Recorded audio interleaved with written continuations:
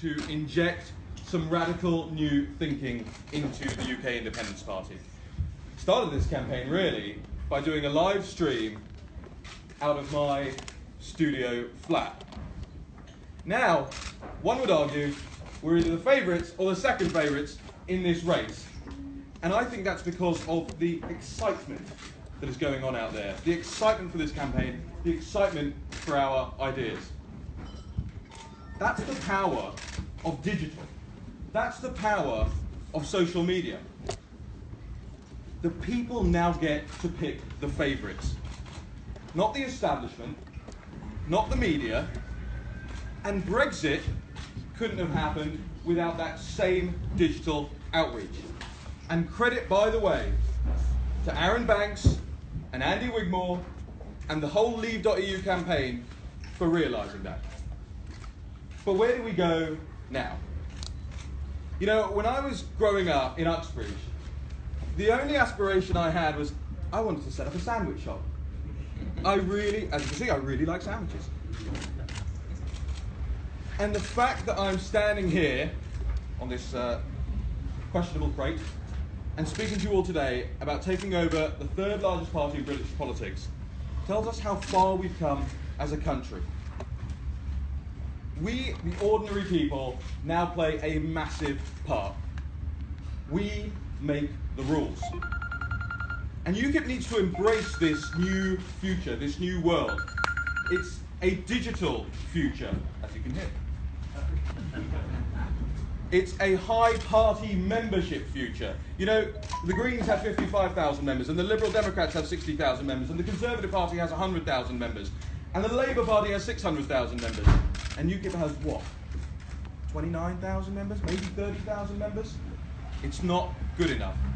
And that's why, as part of my policy platform, I have said that I want UKIP to have 100,000 members by the next general election. And if I don't deliver it, I want you to sack me.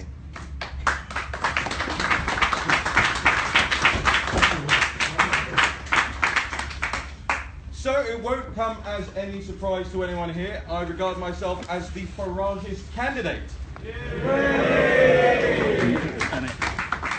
Of the Faragists, I am the Faragest.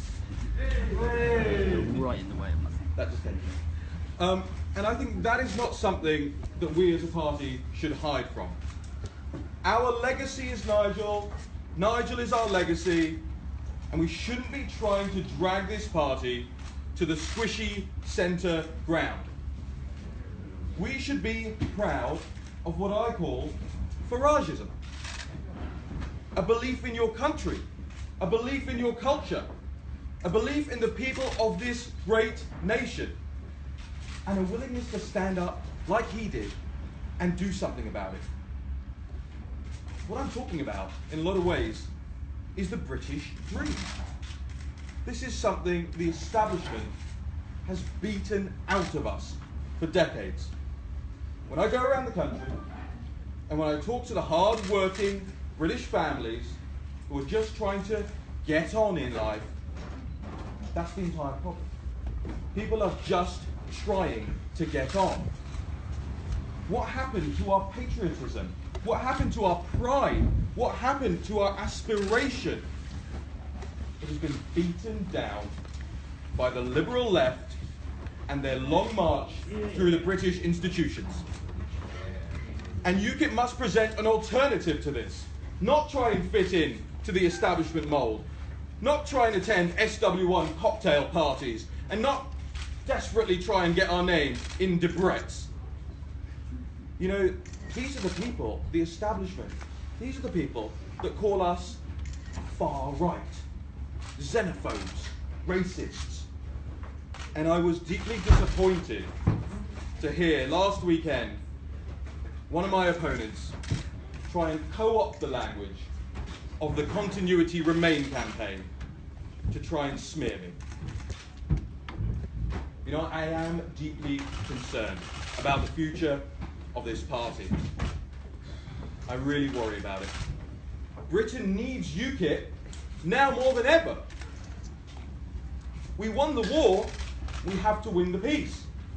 18 million people voted for Brexit, and we're busy bickering amongst ourselves. Instead of aiming attacks at one another, we should be aiming our attacks at Her Majesty's government, at the establishment.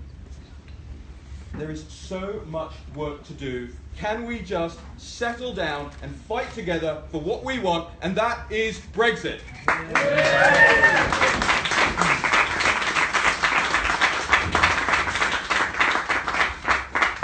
But it's not just Brexit, is it? I'm the only candidate so far to have issued a full policy platform. I want UKIP to tackle the issues that the establishment tries to avoid, from veterans' affairs to radical Islam, from foreign aid to taxation, from mental health to migration, the BBC, our railways, political correctness, multiculturalism, a fair deal from devolution for the English taxpayer, an NHS reform. You know, I was the only one who went to Luna House last week. Some of you saw the live stream on my Facebook page to find out exactly what was going on there when they were erecting these scaffolds so the British public could not see who these migrants were that were being brought in. And after this event, I would ask you all to join me in Parliament Square for the protest for justice for Marine A. This British soldier who in the fog of war killed a terrorist, killed a Taliban fighter, and is now locked up for it. I think it's disgraceful. My policies you can find on my website, makeukipgreatagain.com. And this has been a collaborative effort between me and ordinary members who, under my leadership, would get a massive say in the policy-making process in this party. For the party we know and love, this cannot be business as usual. Our funding streams are horrible. Our branches are under-resourced. Do you know why young independents, some of our most active, young, energetic members, have just £5,000 to set up branches all around the country and to spread the message and attract younger members to UKIP? It's not good enough. Our National Executive Committee needs reform. We need a management board. We need a balance of powers between the leadership, the chairman, the NEC, the management board. But we don't just need to solidify our party's constitution. We need to protect it from ad hoc acts of vandalism. And you know as well as I do that has been going on right at the top of this party. You know, I want a UKIP for a digital age, with a leader who is not just a political figure, but a CEO. Somebody who knows how to run an organisation. Somebody who knows how to attract members. Somebody who knows how to grow the organisation.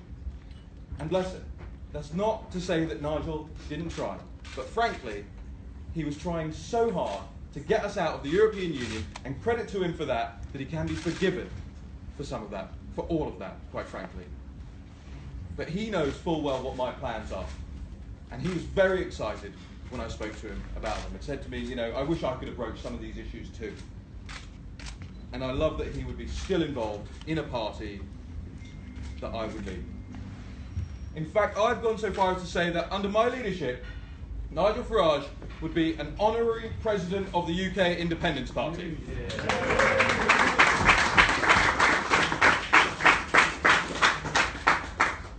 And I think he'll accept. You know, UKIP is a party that can and should be fighting all over this country.